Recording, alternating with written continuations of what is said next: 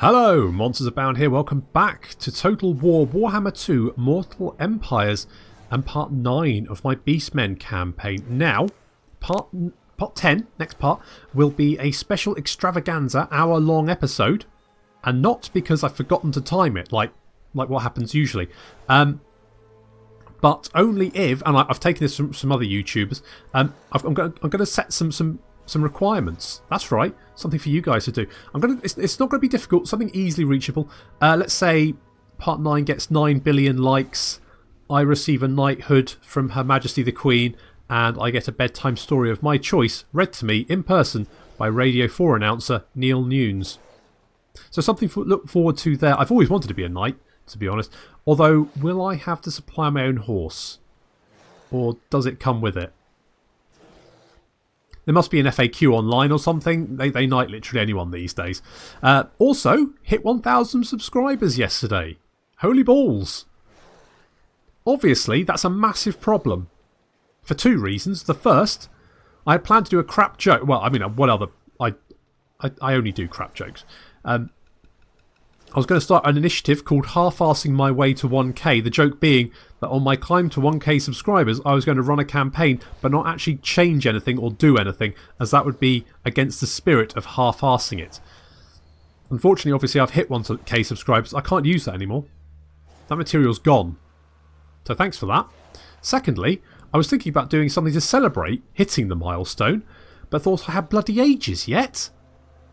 Due to a sudden sub boost and my extreme ability to procrastinate, nothing is ready. I was actually thinking of running a little competition for some Warhammer 2 DLC. With Steam's change to gifting items across regions, I don't know how feasible that is. So, putting it out there, if anyone's actually tried doing that, let me know, because I don't want to run a competition and then not be able to gift the person the thing. That's the problem there. But I am also working on a Beastmen lore video, a bit like my Khalida lore stuff, but a bit more visually interesting. So that's in the pipeline as well. But again, I thought I would have like literally months before I hit. I didn't think it'd be this quick. Something that my wife is very used to hearing. Anyway, on with part 9. So we are currently laying siege to Magritta? Yeah, whatever. We've got some siege towers being built. Morghur is laying siege. There we go, he's got one more turn. And someone in the comments, and I saw this and went, that is so bloody obvious, said, why don't you use Malagor to raid the ruins after you've raised it? And that's actually a bloody good point, because Malagor is doing absolutely nothing else. So, I feel like searching ruins is usually a complete waste of time. However, seen as Malagor's not doing anything else, it makes perfect sense. I mean, it's just a bonus, surely. So that's a brilliant idea. Well done. I don't know why I didn't think of it. So that's what we're going to do, but we're going to obviously burn down Magritta first. We've left Bretonnia behind. Bretonnia is now a little bit smouldery, but that's fine. And it looks like one of the Estilian armies has resettled Brion, but he's bloody miles away now, so he's not going to be able to save Magritta before he burns it to the ground. We're also going to hit Barrow and also Skaven Blight. So all that to look forward to. Very exciting. And there's Darren. That's Darren. Hello, Darren. I was wondering why we could see that, and of course I'm military allies with Skarsnik, aren't I? For some reason. I don't particularly know why, it just seemed like a good idea. Soz Pug One Finger.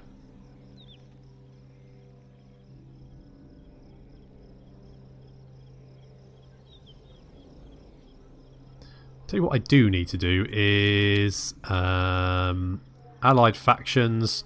Fastest. I've been meaning to do this for bloody ages and keep forgetting. Enemy factions. Let's make them fast.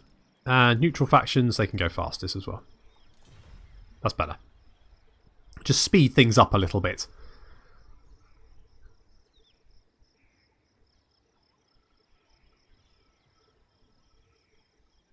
On the plus side, our turns are generally... the AI turns are generally a bit shorter because we don't have much visibility. Because obviously we're focused on our armies. On the other hand, we generally, our turns aren't very long because we don't have much to do. Only have to control a few armies at any one time.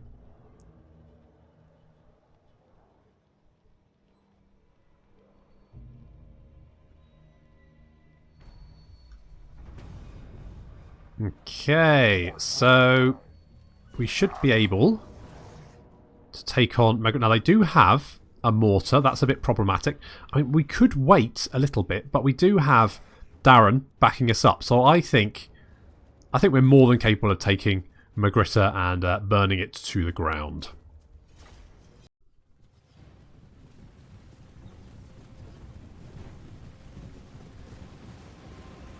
So our Chaos Spawn and Bray Herd Minotaurs are heading for the front gate to give it a good kicking, as is tradition.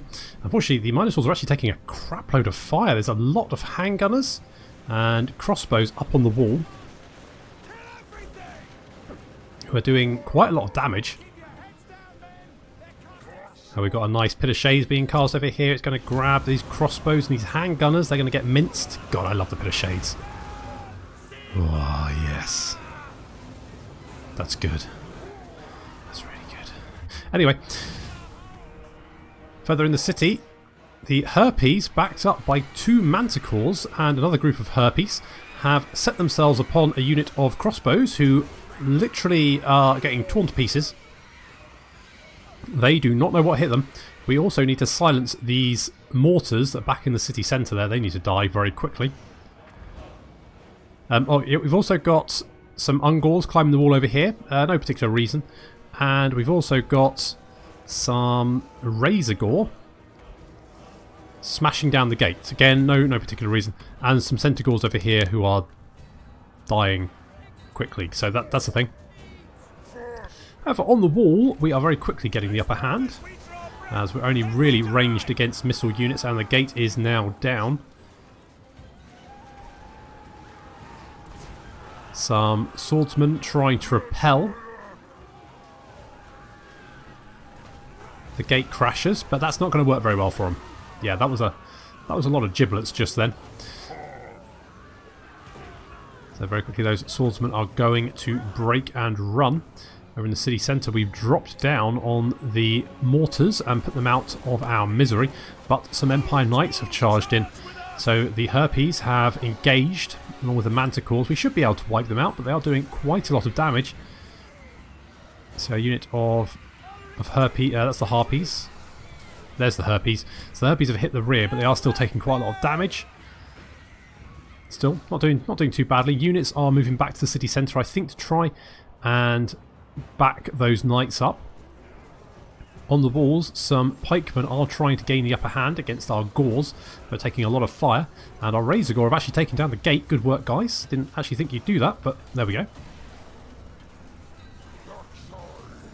So we definitely have control of the city. Units on the gate all routing. The Cygor has done absolutely nothing this entire... Oh, it did actually kill some. No, wait. Yeah, no, yeah, it did. It didn't seem to want to throw rocks for some reason. I mean, it's literally all it can do, but it didn't want to. So it's now moving towards the city for some reason. I think I probably misclicked, or it's doing that thing where you click on the tower and it decides that it can't see it, so it moves right up towards it.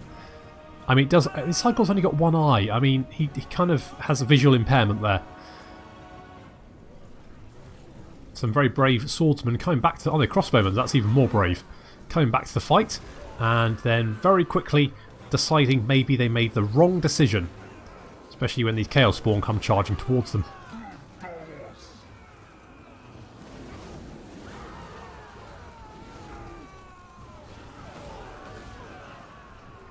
More units moving into the fight. We've got some swordsmen there who've managed to rally, and they come around the corner and then go to try and help the crossbows, and then just die.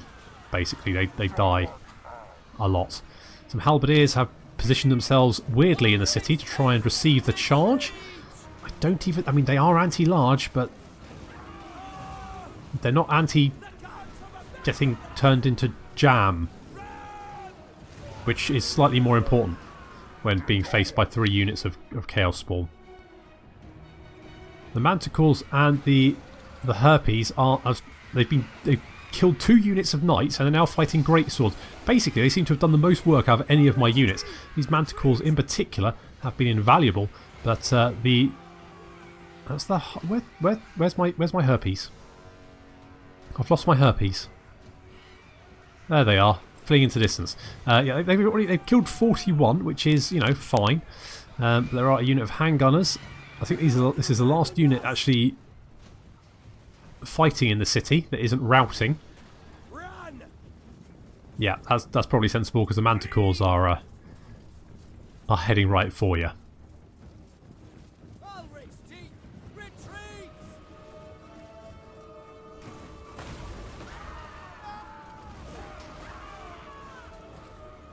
Right, there's one more settlement. Crushed.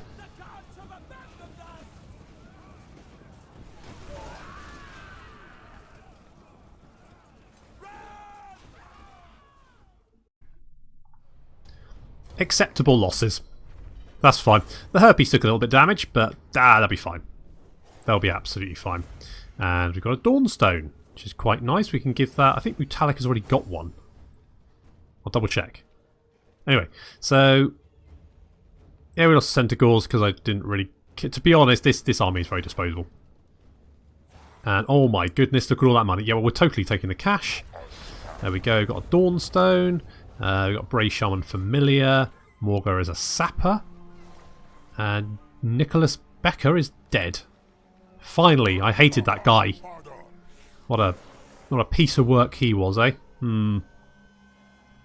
Okay, so I think what I might get here... I don't really worry about the public order. The assault garrison, yeah. I think I might just go for... I quite like the melee defense. I think melee defense is better than armour, in my opinion. So we're going to go for Primal Instincts. That's going to buff up his melee defense a little bit, make him harder to hit. And then, can we not... I don't think we can actually search. Maybe we can't do it in the same turn. Maybe we just can't do it in general. No, we can do it there. Okay, maybe we just can't do it the same turn it's been raised. I guess that doesn't... yeah. No, that's fine. We'll do that next turn, and then Malagor can catch up, because we'll probably be healing up anyway. Gauze and Roses, I do want to rename him. Pit of Shades, I do like Pit of Shades. -3 Winds of Magic. Then we could just get Power Drain for more Winds of Magic anyway, which would be good.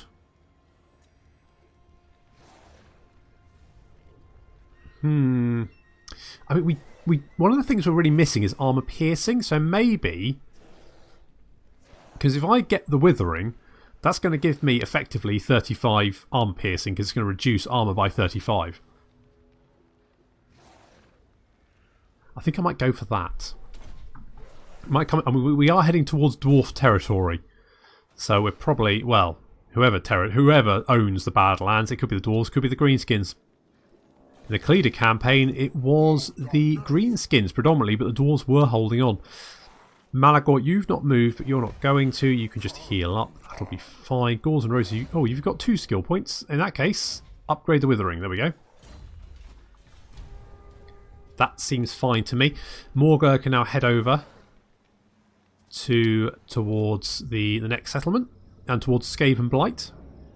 We'll take out both of them. We've got a lot of money to play with.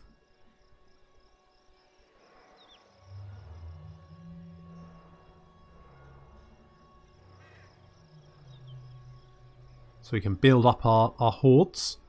You know, not just build any old herd stone. Get a really like diamond encrusted, gold plated. Yeah.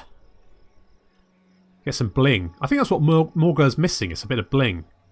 Some gold chains, maybe? That could work. On some people it looks tacky. I think Morghur could carry it off quite convincingly.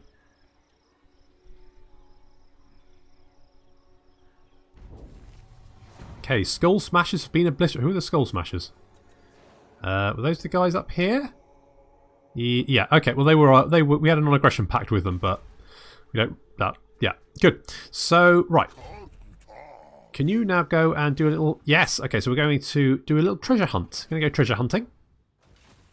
The defenders of this newly ruined city were certainly anticipating a long siege. Your search reveals an enormous underground armory deep within a submerged vault. The craftsmanship is without question, and there is enough for your entire force. The only problem is retrieving it.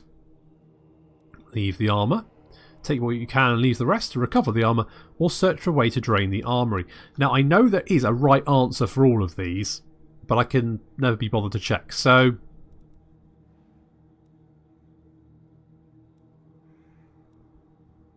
let's recover the armour. The armour is indeed the work of a master armourer, and his is surprisingly light too. Your retainers have no problem recovering it from the flooded vault. Plus 10 armour for all units in this army. Well, that's kind of useful. Kind of. Okay, let's head towards Toba. I built walls. Do they always have walls there? I can't remember. No problem. We got this. So we could build another building. So we could go potentially for the Tribe Summit. That would let us get some of these specialist units. So we get the Corn Gauls, which are good against infantry. The Pestigauls, who have poison attacks. The Slan Gauls, who are armour piercing, and we do need armour piercing. So that might be quite useful actually. Or the Zangors, who have magical attacks. I'm tempted to go for that. You get the War Gauls as well. The other option could be the Scorched. Now, am I right in thinking? No, you don't have the Scorched Earth Plain. So we've got Chaos Spawn. Maybe. I mean, the problem is the Centaurs they're all right. High attack, low defense. I mean, that's just classic Beastmen. The great weapons are armor piercing though. They are quite cheap as well. Only 195 for the bestial cavalry with great weapons. Centaurs with great weapons. Or we could get the Slangors. I'm kind of tempted to get the Tribe Summit. It's going to give us more horde growth as well, which is going to be good.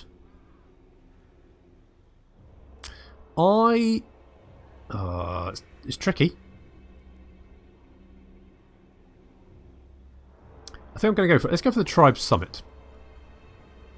Gathering. Beastmen answer the call. So we're going to go for that. We could also go for the Pelt Totem here. That would give us more upkeep reduction for the Ungors, upkeep reduction for Gors, and also be able to recruit Bestigors, who are armour piercing units. So what's the wait, hang on, right. Let's just double check. What's it right? So the Slangors, they are very fast. They've got a speed of 59. Whereas the Bestigors have a speed of 40, so the Slangors are a lot faster, which I guess is going to be very useful because they are obviously flanking infantry. They've got superhuman vigour, vanguard deployment, very fast, and they're armoured. Let's go for the Tribe Summit, and I'm also going to upgrade. It is 3 growth though.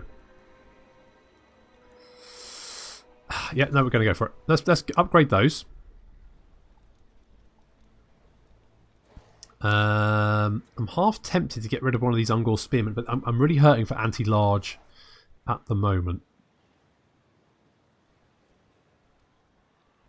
I think I'm going to keep that. Let's just end the turn. Darren's going to join us. Thank you, Darren. He's going to raid along the way as well. It's fine. You go and raid.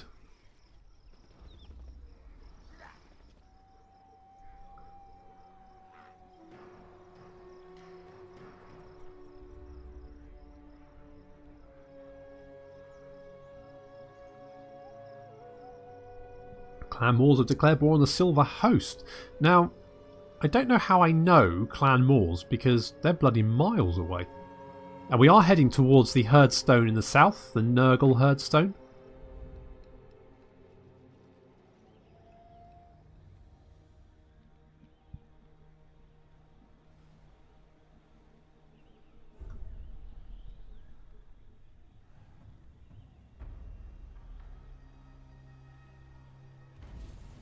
to found local tribes. Morghur the Shadowgave is favoured by Khorne. Leadership +10 and a melee attack +6 for the entire army. The gathering of savage hate sees our war herd for a brief moment, blessing the Gauls with an exceptional, ruthless gift. That's going to come in useful. The tribe summit is going to take one more turn. Oh, Morghur's got a skill point. Let's give him... We got Slug Skin. Does this affect Slangors? I don't know if it does. Let's go for Gathering of Beasts then. Because then we can go for the Children of Chaos. And maybe Lightning Strike and then get Renowned and Feared for more upkeep reduction. Because that's only going to be useful. And we could lay siege to Towbarrow. I think we're going to do that. Let's lay siege to Towbarrow. That leaves Conroy Ludenhauer there with his little buddy Lucas Roxburger. So let's build a couple of siege towers. So Darren should join us, and I'm not going to click on. I'm not going to tell them to go to Towbarrow because apparently that makes them not go to Towbarrow. For some reason. If you tell them to go somewhere and you're sieging it, they apparently don't want to go and lay siege to it. Which is just... exactly Malagor. It's just rubbish, isn't it? Never mind. Right, you're going to encamp there. And... can we get anything funky here? I mean, I could go for the Bloodied Lair. That's going to be more upkeep reduction. Let's go for that. We've still got almost 8k. Skaven Blight right over in the swamp over there. We can go straight towards that. After we've taken out Towbarrow. Hopefully there'll be some cash there. Then we're going to head into Tilea. And then into the Border Princes. Just kill relentlessly. Then we're going to head into the Badlands. Head south through the Badlands. Go and have a chat with Khalida. And then Krokhgar. And then find our Nurgle Herdstone. We also need some Orc Spines for Morghur, because apparently he really wants some Orc Spines, and you know, fair enough. Fair. I mean, if you just get a real hunkering for some Orc Spines, just go for it. Get some Orc Spines. Delicious Orc Spines.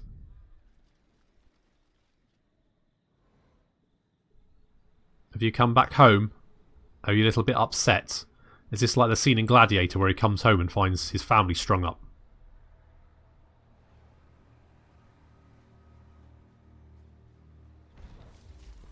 So we've got the Kalkengard Larder.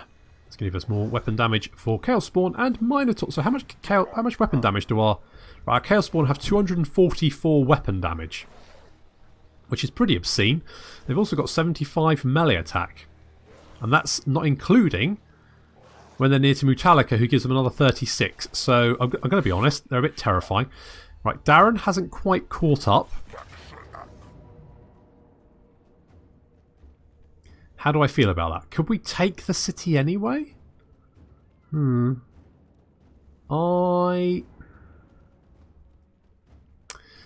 think we're going to need some assistance. How long before they run out of supplies? Right, so they're already suffering attrition. So that's good. So, oh, you're... right, yeah, Malagor, you're going to come over here and join up with Morghur. Darren should come and join us, hopefully. Have we moved too far? Oh, it's because we're in... what about if we go there? There we go. We can upgrade the pit hovel, but I don't think I need to. It would be if I want the reason I'm building the Minotaur chain, even though they cost. I mean, these guys cost 675 each, which would put us into debt several times over. Is because I want more Gorbals, because Gorbals are great. And also, we are going to have some Minotaurs, because the Minotaurs with great weapons are, I think, the only armor-piercing anti-large unit the Beastmen have. So, except maybe the Giant? No, he's just armor-piercing. Right, so the Cygor is armor-piercing and anti-large. But other than that, that's all we've got. So we are going to have some Minotaurs, because they're just too useful. I'm going to get Encircled Prey next, because that can give us more charge bonus and more speed for all units. So Beastmen excel at ambushing. Wiser Gors know all of the beast paths and so can surround their prey more quickly. More speed is only good. We're already a fast army, and now we just go extra super duper fast. So Darren's moved up to help us. Thank you, Darren. Karl is beating up Skarsnik, which I think is a bit unfair. Go and pick on someone your own size, Karl.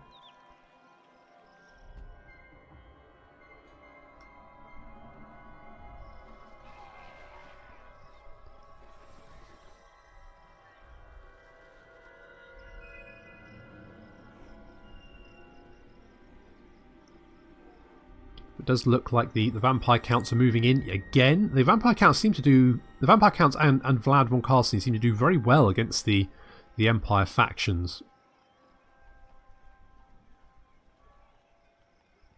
I always see them do well.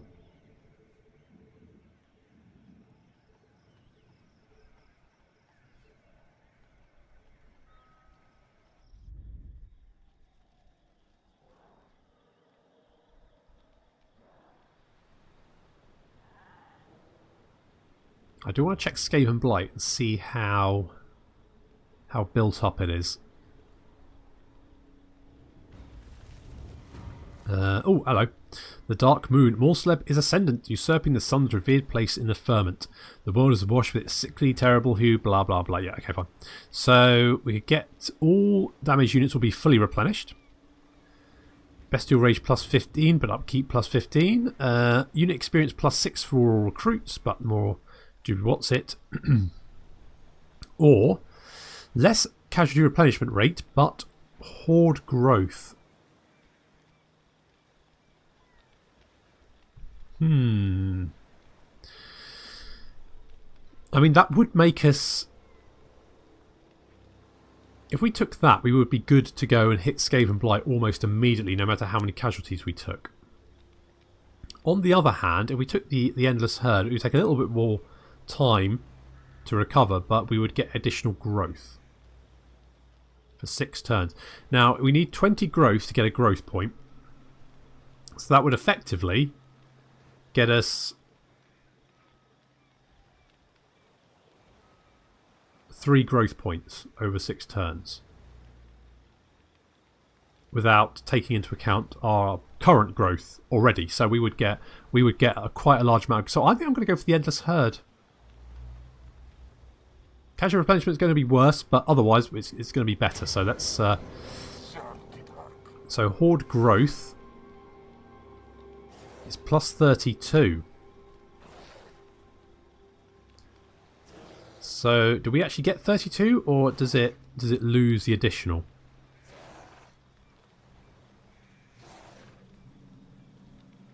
I'll check that now, because we've got 1 growth so far. So if that goes to 11 next turn, then we're getting 1.5 growth points per turn for 6 turns, which is pretty amazing. So we should be able to hit Tabarro now. Looks like they've been taking some attrition damage there. I mean, we could just auto-resolve it, to be honest. I think I'm going to do... Let's just auto-resolve. Yeah, we're barely taking any damage there. That's fine. Let's loot and raise. Morghur is bold. Malagor is a saviour, apparently. Reinforcement range. That's going to be becoming quite useful, actually. Although, to be honest, I don't know whether that reinforcement range actually works. I've heard rumours that it doesn't actually affect anything. So, I'm not sure. Right, Skaven Blight, how are you looking? You've got not a big garrison. You're level 3, so you will give us some money. You've got a gunsmith. Okay, so they're going to have about 10 bloody mortars in their army next turn then.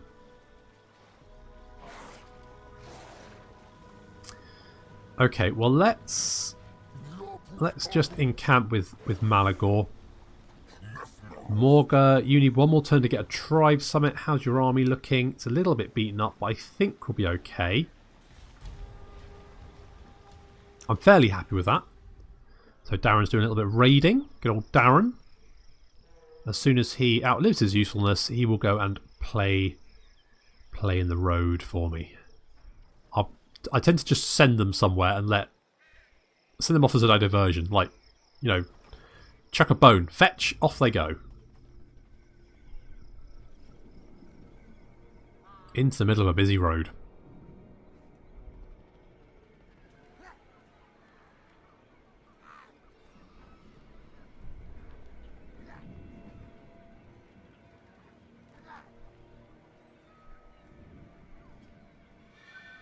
The Empire's actually doing okay for itself, really.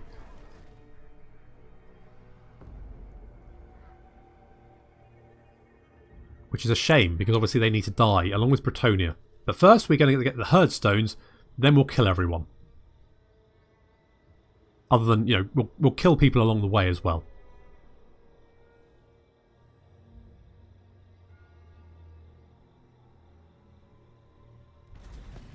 Okay.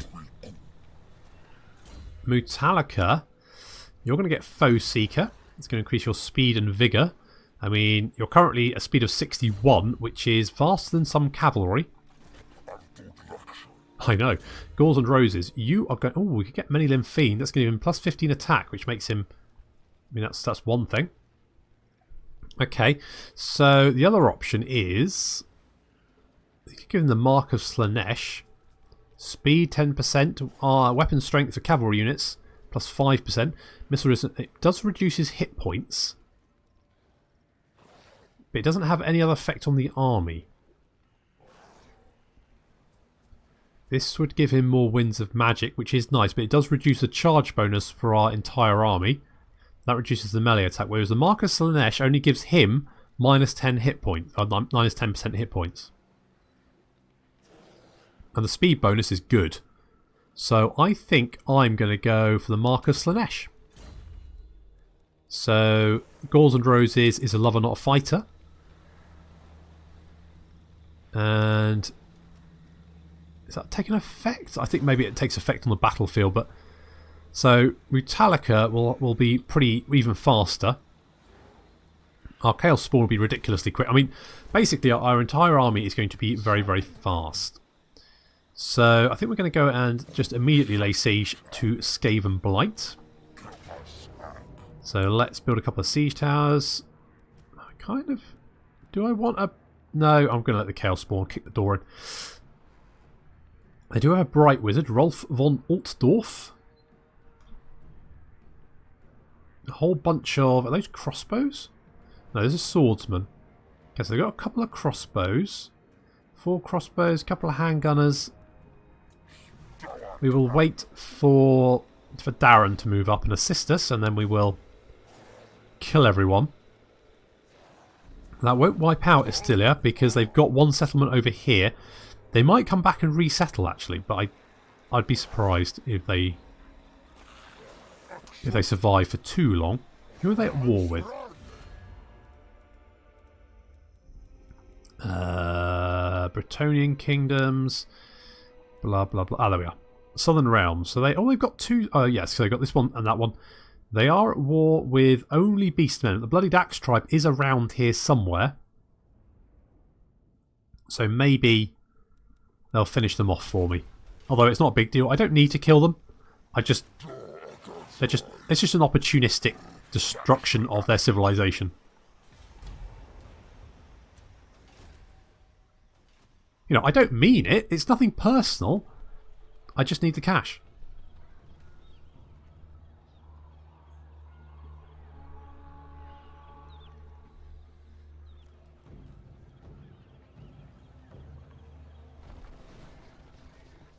Skarsnik is heading back home to rebuild his army by the looks of it. He's managed to get all his gobbos killed.